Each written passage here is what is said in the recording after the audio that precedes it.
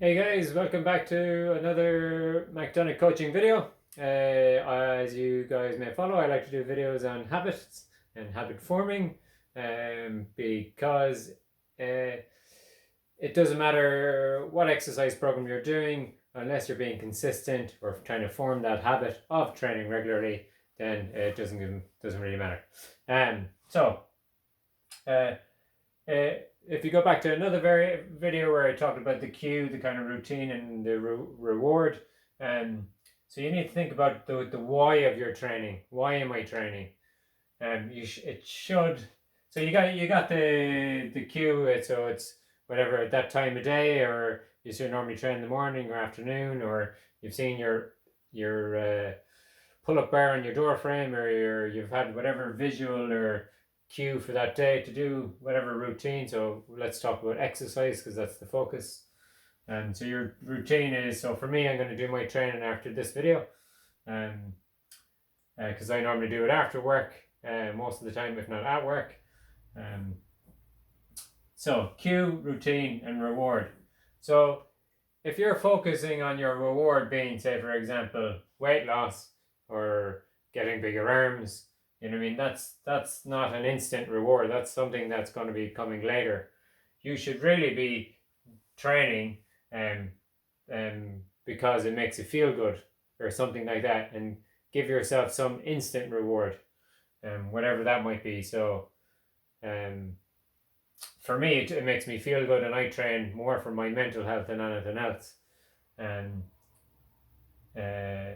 release, I mean, mental health really. So I guess someone might train so they can get that. Okay, for example, someone might train so they can have a bit of chocolate with their after dinner and not feel guilty about it. And so that's that instant reward. And they won't have that chocolate unless they do their training and burn those few calories to justify them maybe eating that scone or muffin or whatever it might be. So again, try not to think of the reward or the what you might have in your head, that goal of getting bigger or losing weight or getting faster. I mean, you want to be doing it because it makes you feel good, and you're seeking that those feel good hormones. So some other things to help you again with your habit forming and getting consistent with your training or even your nutrition is if you join a culture or a group of people that tend to exercise a lot, you're going to end up exercising a lot. If most of your friends are gym heads or running enthusiasts or cyclists, you're more likely going to be a runner or a cyclist and do those things. That's why things like CrossFit are so popular and effective, because it's that culture of training and that supportive bubble that you kind of have. And people will ask you come in training or how you been, and it's people who go to things like CrossFit because of the culture of CrossFit, not because of the training. A lot of the time they do it for that social aspect. So you're looking to join a culture where the normal is to be active, or the normal is to eat healthy. And again, so I work in the healthcare clinic where there's physios and chiros, and we're all quite active and fit, and we have a gym at work. So naturally, they're the people I'm around, and naturally, we're going to be fit and healthy people.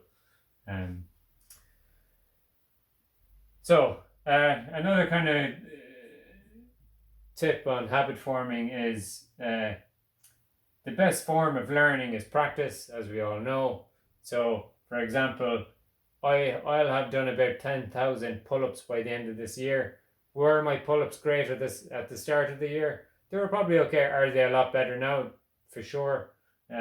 Same with push-ups. So I always see like people, you might struggle with something, or you might feel like you're not doing it right, and you'll end up again doing what's easy. But with practice, that'll get better.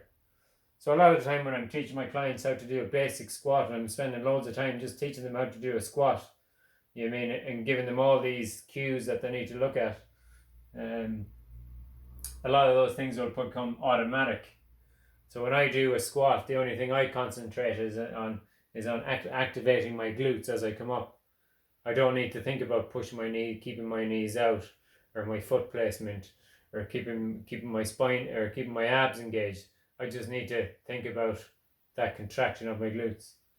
And same with pull-ups. Everything else, when I do my pull-ups, the majority of it is automatic in my technique. And again, that's just from practice. Same with push-ups. My push-ups have improved a lot this year because I've just been focusing on my technique and activation. And so they're kind of 3 tips.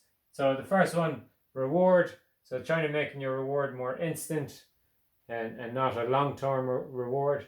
And think about these kind of intrinsic, what making things that make you feel good, or rewarding yourself after you've done your exercise in some form. And again, trying to hang out. If you hang out with more people who are active, you're going to be more active. If you hang out with people who drink and smoke a lot, you're going to drink and probably smoke a lot. And so again, trying to look at your culture. So look at your reward, look at your culture, and then again, the best form of learning is practice. So just action, do, try some push-ups. You will get better at them. Okay, all right, wait.